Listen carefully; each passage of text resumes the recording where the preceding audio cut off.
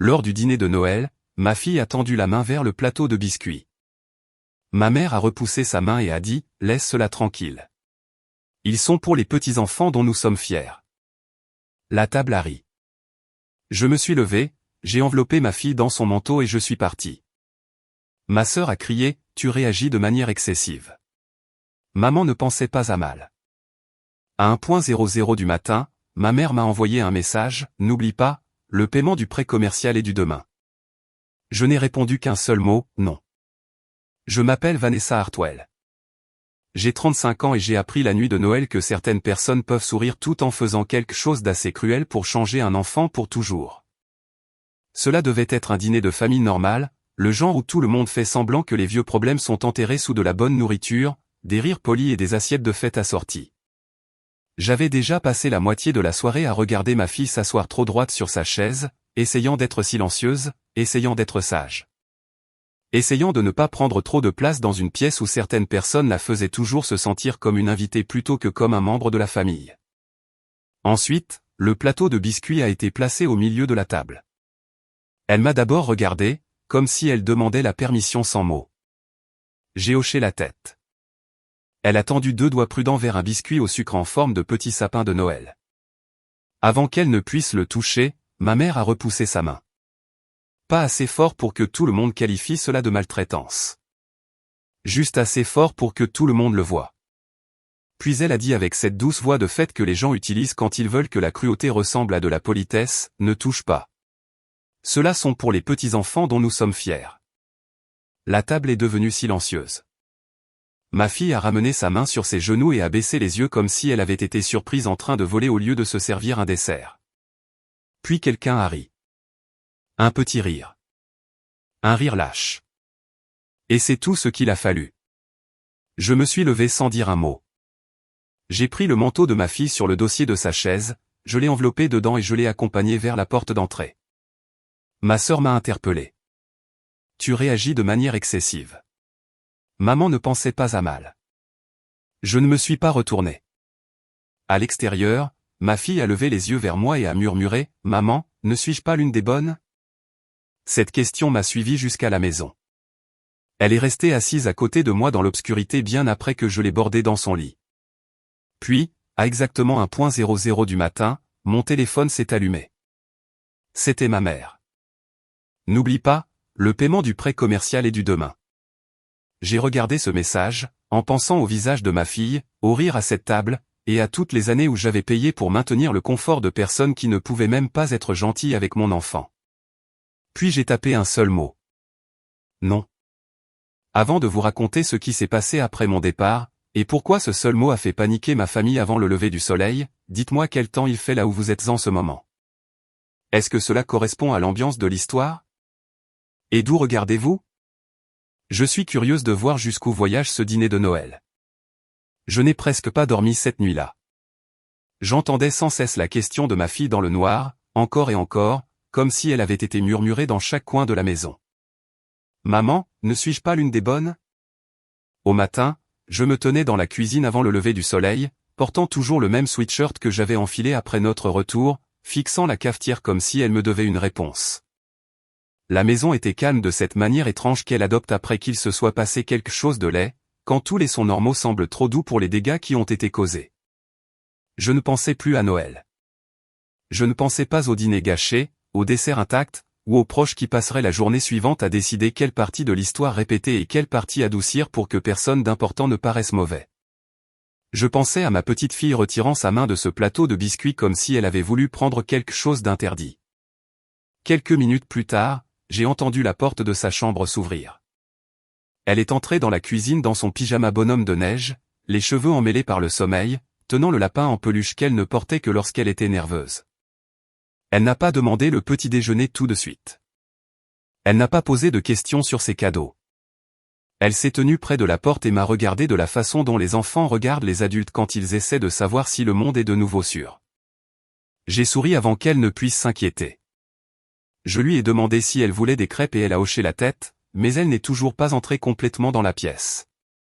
Puis elle a dit très doucement, « Est-ce que j'ai fait quelque chose de mal hier ?» J'ai éteint la cuisinière même si la poêle chauffait déjà.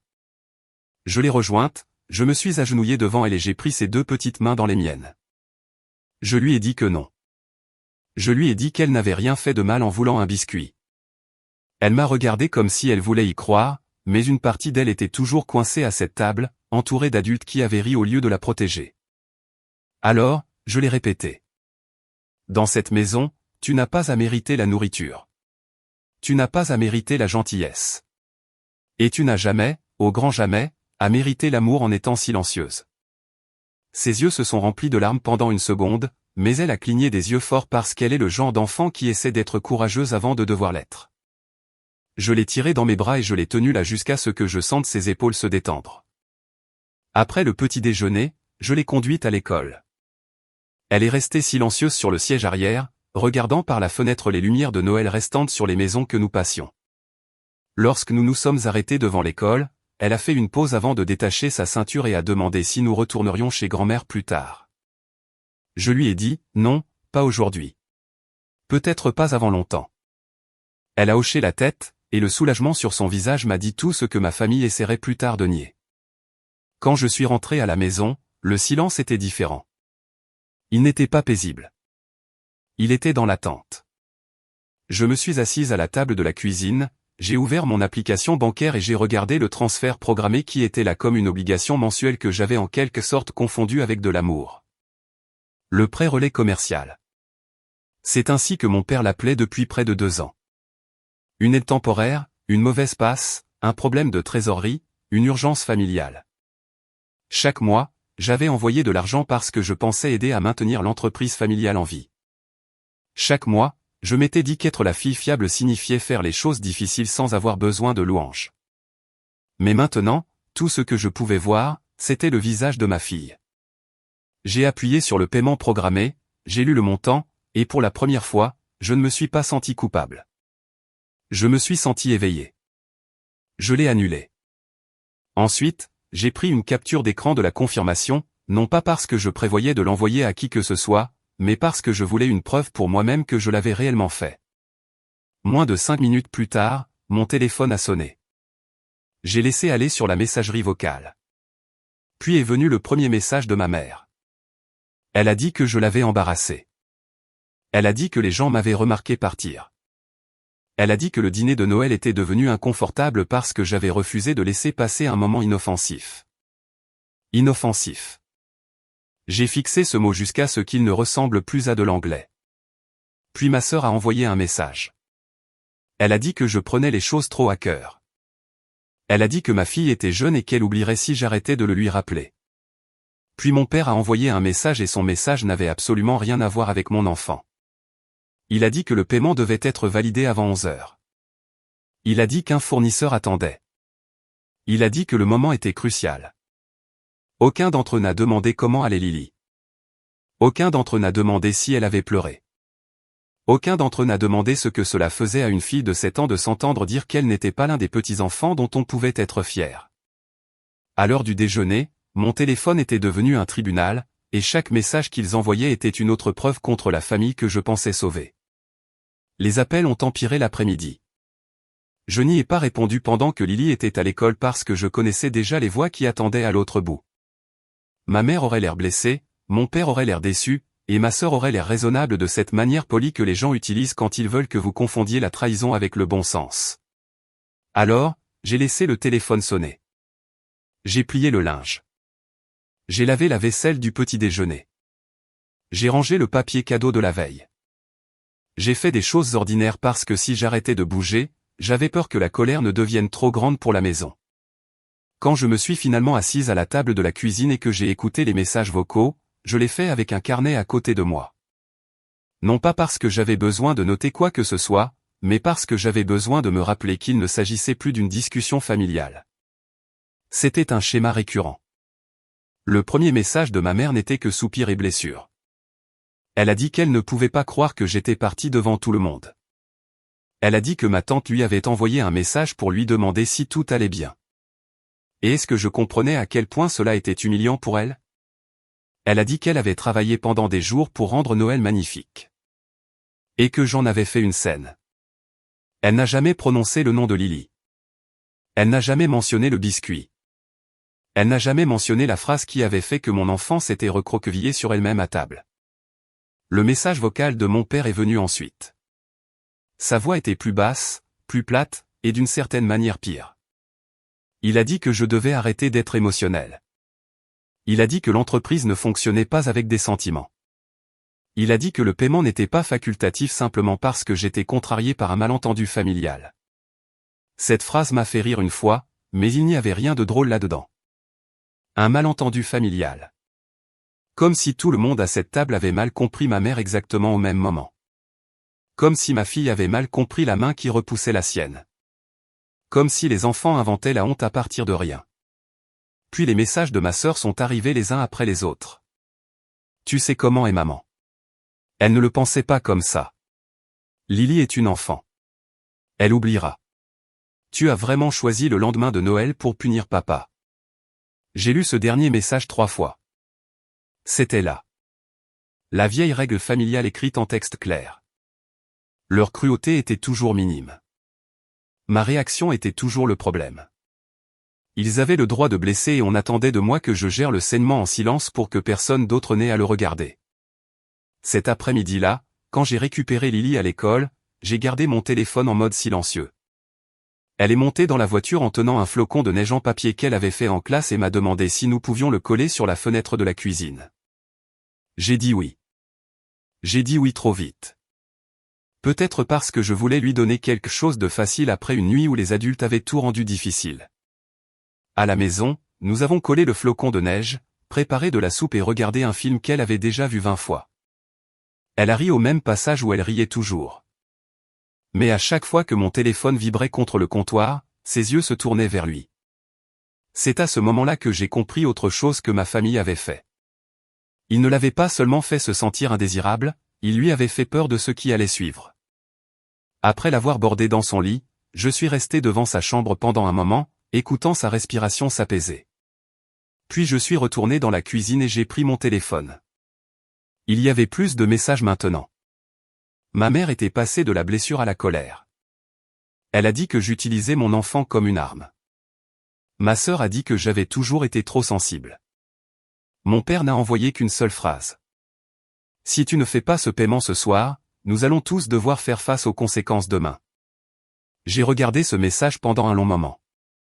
Il le pensait comme une menace. Il voulait que j'imagine les appels des fournisseurs, les frais de retard, l'embarras familial, peut-être même que l'entreprise paraisse instable. Il voulait que je me sente responsable de tout cela. Mais quelque chose avait changé en moi la nuit précédente.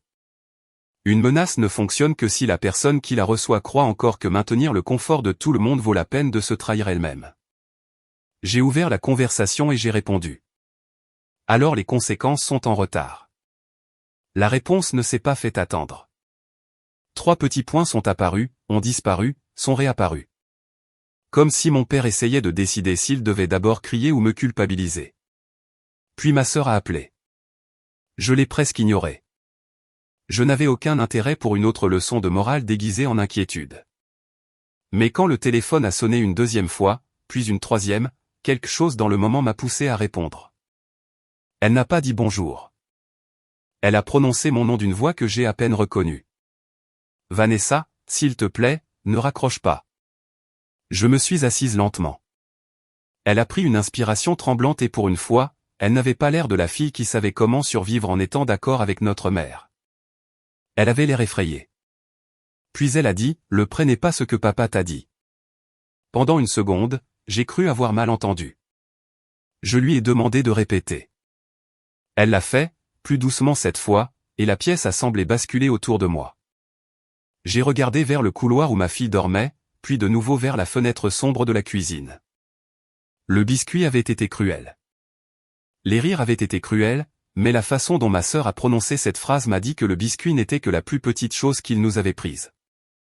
Brianna a commencé à parler vite, comme si en ralentissant, elle risquait de perdre le courage de dire la vérité.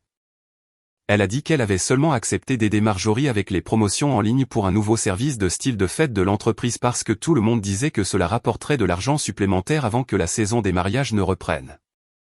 Le projet avait un nom, Westbrook Signature Holiday Styling, et Marjorie le traitait comme si elle construisait une marque de luxe au lieu d'un petit service saisonnier rattaché à une entreprise déjà en difficulté. Il y avait des séances photos, des salles d'exposition, des compositions florales coûteuses, des dîners d'influenceurs, du linge de maison sur mesure et des boîtes d'objets décoratifs qui coûtaient plus cher que le loyer de certaines personnes. Au début, Brianna pensait que les dépenses étaient imprudentes, mais réelles. Puis elle a vu des frais qui n'avaient rien à voir avec les clients.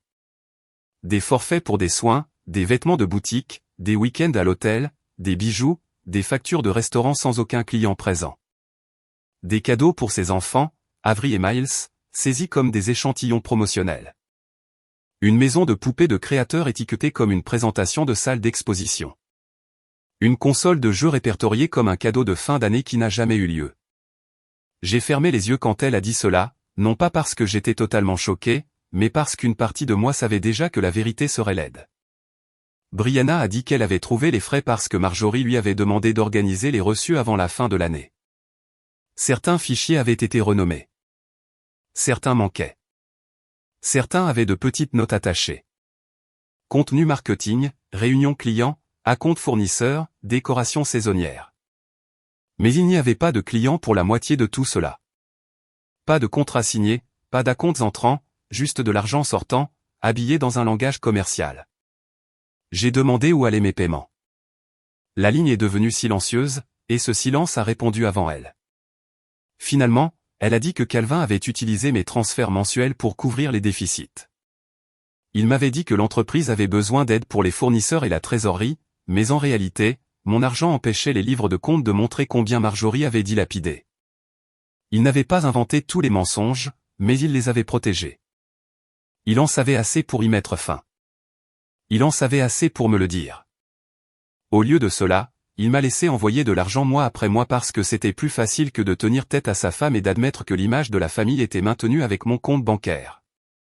Je me suis levé parce qu'il m'était impossible de rester assis sans bouger. J'ai marché jusqu'à l'évier, puis jusqu'à la table, puis de retour à la fenêtre. Brianna n'arrêtait pas de s'excuser, mais chaque excuse semblait minuscule à côté de ce qu'elle décrivait. J'ai pensé au voyage scolaire que j'avais dit à Lily que nous ne pouvions pas nous permettre. J'ai pensé aux bottes d'hiver que j'avais attendu d'acheter jusqu'à ce qu'elles soient en solde. J'ai pensé aux factures que j'avais payées en plusieurs fois tout en me disant qu'aider la famille était ce que faisaient les bonnes filles. Et pendant que je faisais tout cela, Marjorie utilisait l'argent de l'entreprise pour des journées de détente et des cadeaux pour les petits-enfants dont elle était fière. J'ai demandé à Brianna pourquoi elle me le disait maintenant. Elle a fait un son qui n'était pas tout à fait un rire et pas tout à fait un sanglot. Parce qu'hier soir, j'ai regardé maman humilier Lily à cause d'un biscuit. Puis je l'ai écouté parler de respect toute la matinée et je ne pouvais plus continuer à faire semblant. J'ai regardé dans le couloir vers la chambre de Lily. Mon enfant dormait sous un toit que je payais dans une vie que j'avais construite avec soin pendant que ma famille la traitait comme une étrangère et me traitait comme un système de paiement avec un pouls. J'ai dit à Brianna de tout m'envoyer. Les captures d'écran, les reçus, les fichiers renommés, les courriels, tout ce qui comportait des dates, des montants, des étiquettes ou des notes. Elle a dit que si Marjorie le découvrait, elle ne lui pardonnerait jamais. Je lui ai dit que le pardon de Marjorie était devenu trop coûteux pour nous tous. 10 minutes plus tard, des pièces jointes ont rempli mon téléphone. J'en ai ouvert une et j'ai vu mon transfert listé 3 jours avant des frais provenant d'un grand magasin de luxe. Une autre montrait une facture d'hôtel saisie comme une consultation client. Une autre montrait des chaussettes de Noël personnalisées pour Avery et Miles étiquetées comme échantillons de décoration. Il n'y avait rien pour Lily. J'ai imprimé tous les documents que je pouvais. Les pages sortaient les unes après les autres, et avec chacune d'elles, je me sentais moins comme une fille suppliant d'être crue, et plus comme une mère préparant un dossier. À minuit, le dossier était terminé. Je l'ai posé sur la table de la cuisine et j'ai compris avec une parfaite clarté qu'il ne s'agissait pas seulement du dîner de Noël. Il s'agissait d'années passées à être conditionnées pour payer ma place dans une famille qui traitait encore mon enfant comme si elle n'avait pas mérité la sienne. Le lendemain après-midi, Marjorie est venue chez moi avec un sac cadeau assez grand pour contenir des excuses, si elle avait été le genre de femme qui en comprenait le sens. Je l'ai vue par la fenêtre de devant avant qu'elle ne frappe. Elle se tenait sur mon porche dans un manteau crème, les cheveux parfaits, le rouge à lèvres parfait, l'expression arrangée en quelque chose d'assez doux pour des témoins. Dans une main, elle tenait un sac rouge brillant. Dans l'autre, une boîte de biscuits. Pendant une seconde, j'ai juste fixé le vide. C'était presque impressionnant la façon dont elle pouvait apporter le symbole de la blessure et penser quand même qu'elle était la personne généreuse. J'ai ouvert la porte, mais j'ai gardé mon corps dans l'encadrement. Elle a souri immédiatement. J'ai apporté quelque chose pour Lily, a-t-elle dit. Je ne veux pas qu'elle pense que grand-mère est fâchée contre elle. La phrase a atterri si mal que j'ai failli rire. Grand-mère était fâchée contre elle, comme si mon enfant de 7 ans avait causé un problème en saignant là où elle avait été coupée. Je ne me suis pas écarté. Marjorie a regardé par-dessus mon épaule, essayant de voir à l'intérieur de la maison. Lily était à la table de la cuisine en train de colorier, assez loin pour ne pas voir le porche, mais assez près pour que je ne laisse pas cette femme faire un seul pas à l'intérieur. Ce n'est pas un bon moment, ai-je dit. Son sourire s'est crispé. Vanessa, ne sois pas dramatique. Je suis venu ici pour faire la paix. J'ai regardé le sac cadeau, puis la boîte de biscuits. La paix aurait commencé par des excuses. Elle a soupiré comme si elle était patiente avec un enfant difficile. C'était une blague. Tout le monde sait que c'était une blague. Lily ne le savait pas. C'est une enfant. Les enfants sont embarrassés pour un rien. Elle m'a demandé si elle n'était pas l'une des bonnes. Pour la première fois, le visage de Marjorie a changé, non pas de culpabilité, mais d'irritation. Comme si j'avais soulevé un détail qui rendait sa position gênante. Elle a baissé la voix. Tu ne devrais pas encourager ce genre de sensibilité. J'ai demandé calmement. Pourquoi avez-vous dit à ma fille que ces biscuits étaient pour les petits-enfants dont vous étiez fiers? Elle a détourné le regard, puis a levé le menton.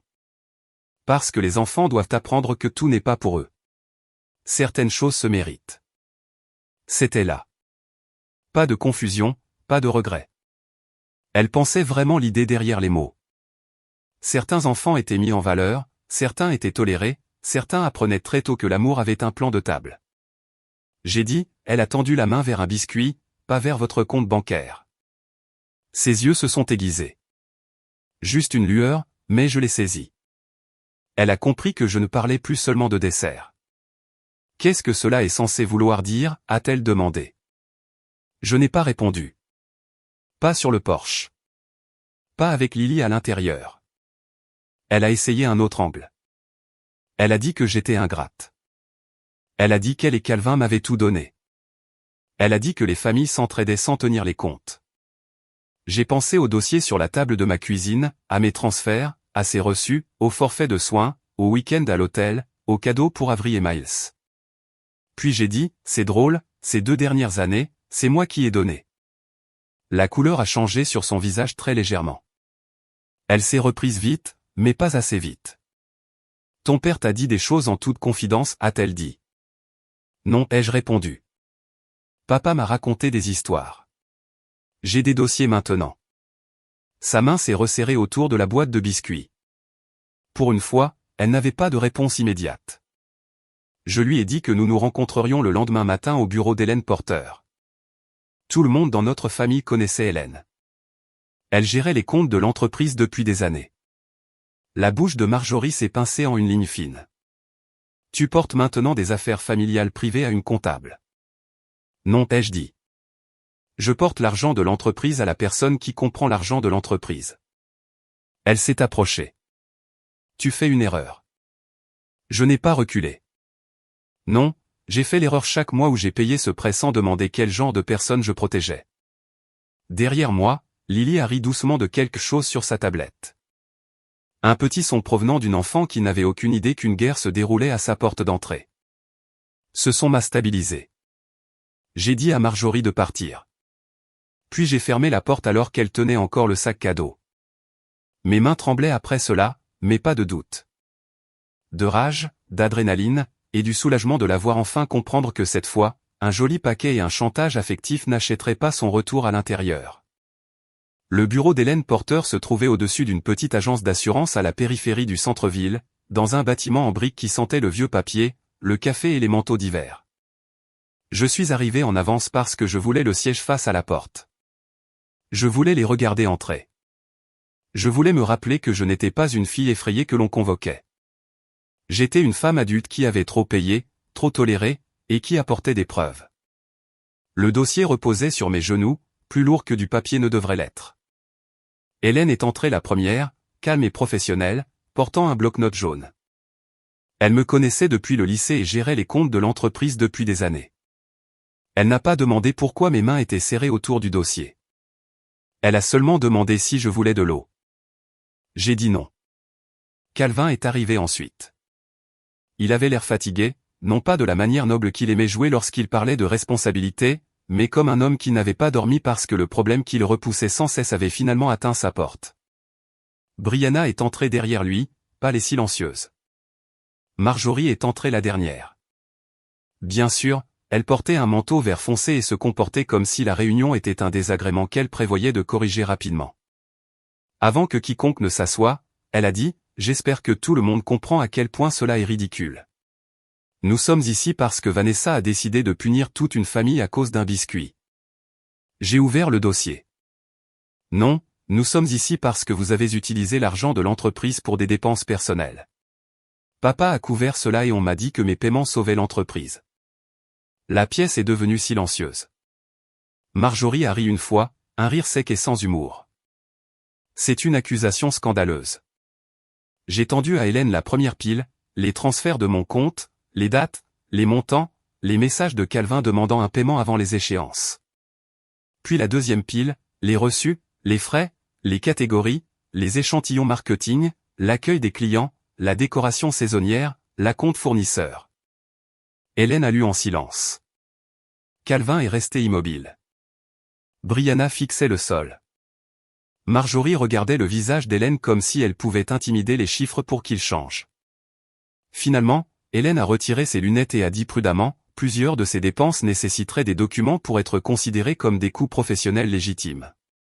Certaines ne semblent avoir aucun but professionnel d'après ce qui est ici. Marjorie a explosé. Vous n'avez pas tout vu. Hélène a dit, c'est pourquoi un audit serait nécessaire. Le mot audit a frappé la pièce comme une assiette qui tombe. Marjorie s'est tournée vers Brianna. Tu lui as donné cela. Brianna a tressailli, mais elle ne s'est pas dégonflée. Tu m'as demandé d'organiser les reçus. J'ai vu ce qu'ils étaient. Tu n'en avais pas le droit.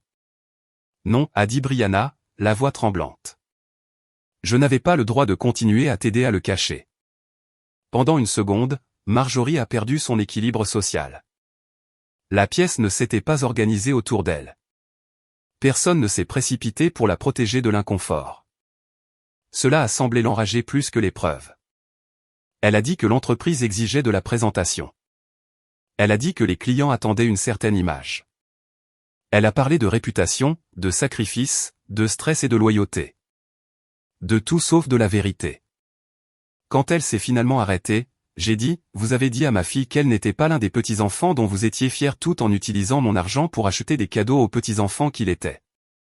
Calvin a fermé les yeux. Brianna avait l'air de vouloir pleurer. Le visage de Marjorie s'est durci. Ne déforme pas les choses. J'ai sorti la page avec les cadeaux de Noël personnalisés pour Avery et Miles classés comme échantillons de décoration saisonnière. Marjorie a tendu la main pour la prendre, mais je l'ai retirée. Non, vous ne pouvez pas prendre les preuves de la façon dont vous avez tout pris le reste. Calvin a prononcé mon nom doucement. Je me suis tourné vers lui. N'utilise pas cette voix avec moi. Pas aujourd'hui. Il a baissé les yeux, comprenant peut-être pour la première fois que rester silencieux ne l'avait pas rendu innocent. Cela l'avait seulement rendu utile pour elle. Je leur ai dit ce qui allait se passer ensuite. Plus de transferts de pré-relais, plus d'aides d'urgence, plus de dépôts discrets.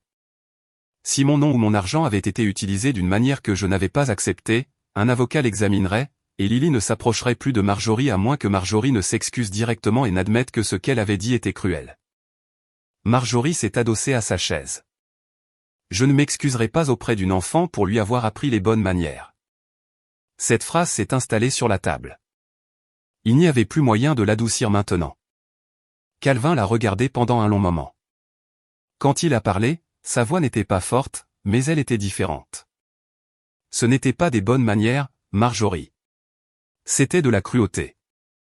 Elle s'est tournée vers lui, stupéfaite. Il n'a pas détourné le regard. Et les dépenses s'arrêtent aujourd'hui. Il s'est tourné vers Hélène. Gelez son accès aux cartes de l'entreprise. Retirez-la de l'approbation des dépenses discrétionnaires. Commencez l'audit. Hélène a hoché la tête et l'a noté. Marjorie s'est levée, tremblant de rage. Vous détruirez cette entreprise sans moi. Calvin avait l'air plus vieux que je ne l'avais jamais vu, mais il n'a pas reculé. Non, nous l'avons presque détruite en te protégeant. Marjorie a attrapé son sac à main et m'a pointé du doigt, disant que je regretterais de l'avoir humilié, que j'avais empoisonné tout le monde. Que la famille ne se remettait pas d'une trahison comme celle-ci. Je l'ai regardée et j'ai dit, alors peut-être que vous n'auriez pas dû nous trahir. Elle a claqué la porte derrière elle. Je pensais que je me sentirais victorieuse. Au lieu de cela, je me suis senti lucide. Le genre de lucidité qui vient quand la personne qui vous a blessé arrête enfin de prétendre qu'elle ne l'a pas fait exprès. Les véritables conséquences ne se sont pas produites en un seul après-midi dramatique. Elles sont venues lentement à travers des courriels, des cartes gelées, des commandes annulées, des comptes fermés et des conversations que ma famille avait évitées pendant des années. Calvin a embauché un auditeur externe dans la semaine. Hélène est restée impliquée, mais il avait besoin de quelqu'un sans antécédents familiaux pour tout examiner sans sympathie. Les résultats étaient pires que ce que Brianna avait deviné. Les dépenses personnelles avaient fui à travers l'entreprise de manière régulière, avec assurance, comme si Marjorie avait confondu l'accès avec la propriété. L'entreprise avait payé pour des morceaux d'une vie qu'elle voulait que les gens admirent. Des vêtements, des voyages, des cadeaux, des photos mises en scène, des échantillons de luxe qui ne devenaient jamais des stocks, des dîners sans clients, des chambres d'hôtel sans réunion, et des décorations qui n'existaient que le temps d'apparaître sur des photos. Calvin a d'abord vendu une unité de stockage. Puis il a annulé les commandes d'affichage coûteuses dont Marjorie avait insisté sur la nécessité pour la marque. Puis sont venues les coupes plus difficiles. Un bureau plus petit, moins d'événements saisonniers, plus de projets de prestige, plus de chèques en blanc déguisés en développement commercial. L'entreprise a survécu, mais elle est devenue plus petite, plus discrète et beaucoup moins impressionnante pour les personnes qui ne respectaient que ce qui brille.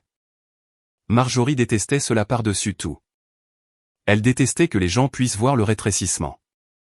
Elle détestait que les proches posent des questions prudentes. Elle détestait que Brianna arrête de la défendre. Elle détestait que Derek précise que les finances de sa famille n'aideraient pas à nettoyer son désordre. Pendant des années, Marjorie avait bâti son pouvoir sur l'idée que tout le monde avait besoin de son approbation. Puis, presque du jour au lendemain, son approbation est devenue moins précieuse que de prendre ses distances avec elle. Calvin a d'abord emménagé dans la chambre d'amis. Un mois plus tard, il a emménagé dans une location à court terme près du bureau. Il n'a pas annoncé de divorce immédiatement. Il était trop lent pour cela, avec trop de décennies de soumission.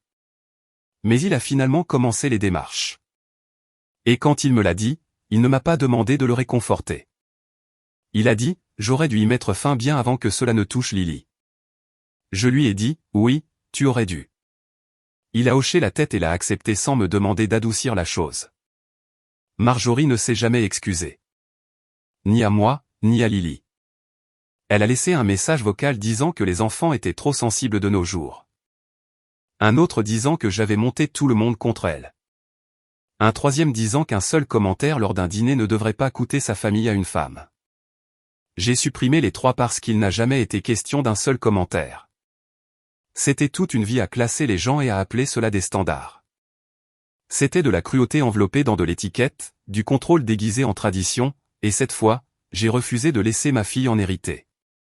Environ 6 semaines après Noël, Calvin a demandé s'il pouvait passer parler à Lily. Je lui ai dit qu'il le pouvait, mais seulement s'il comprenait que ce n'était pas une représentation et pas un raccourci pour revenir dans nos vies. Il est arrivé un dimanche après-midi avec une simple boîte de boulangerie provenant d'une petite boutique près de son appartement. Pas de ruban fantaisie, pas de boîte de luxe, aucune tentative de recréer la nuit où tout a mal tourné, juste des biscuits. Encore assez chaud pour que la boîte sente le beurre et le sucre. Lily se tenait à côté de moi, à moitié curieuse et à moitié prudente. Calvin a enlevé son manteau, puis s'est mis à genoux, de sorte qu'il soit à la hauteur de ses yeux. Je ne l'avais jamais vu faire cela auparavant. Sa voix tremblait quand il a commencé, mais il n'a pas détourné le regard. Il a dit à Lily que ce qui s'était passé à Noël était mal. Il lui a dit qu'il était désolé d'être resté silencieux. Il lui a dit qu'aucun enfant ne devrait jamais avoir l'impression que l'amour dans une famille devait se mériter. Puis il a dit, tu n'as jamais été une mauvaise petite fille.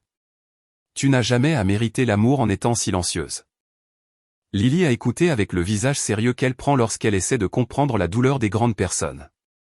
Puis elle a regardé la boîte et a demandé, est-ce que ces biscuits sont pour moi aussi? Calvin a dégluti difficilement. Ils sont spécialement pour toi. Elle a ouvert la boîte et a choisi celui avec le plus de glaçage. J'ai dû me détourner parce que les larmes montaient et je ne voulais pas que Calvin confonde mes larmes avec du pardon. Ce n'était pas du pardon. Pas encore. Peut-être jamais de la manière dont il le voulait. Mais c'était honnête. Et l'honnêteté était plus que ce que ma famille nous avait donné depuis longtemps. Après son départ, Lily a demandé si grand-mère était toujours en colère. Je lui ai dit que certaines personnes se mettent en colère lorsqu'on leur demande d'être gentils parce que la gentillesse leur donne l'impression de perdre. Elle a réfléchi à cela et a dit que c'était triste. Elle avait raison. C'était triste, mais ce n'était pas à nous de le réparer. La famille ne devrait pas être un endroit où les enfants apprennent à se faire petits. L'amour ne devrait pas ressembler à un prix pour l'enfant le plus silencieux, l'enfant le plus beau, l'enfant le plus utile, ou l'enfant qui fait bien paraître les adultes. Le véritable amour est sûr. Le véritable amour protège. Le véritable amour s'excuse lorsqu'il cause du tort. Et quand quelqu'un qualifie la cruauté de blague, l'éducation commence par la nommer correctement. Les connaissances précieuses ne se trouvent pas toujours dans les salles de classe ou les livres. Parfois, elles commencent à une table de dîner.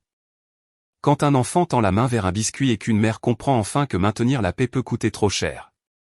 Je pensais autrefois que s'éloigner de sa famille signifiait briser quelque chose de sacré.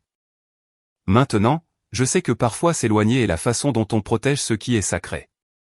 Lily se souvient de ce dîner de Noël, mais pas comme de la nuit où elle a été rejetée. Elle s'en souvient comme de la nuit où je me suis levé, où j'ai mis son manteau sur ses épaules et où je l'ai choisi sans demander la permission. Et si elle ne retient rien d'autre de moi, j'espère qu'elle se souviendra de ceci. Elle n'a jamais à rester à une table où l'amour s'accompagne d'humiliation.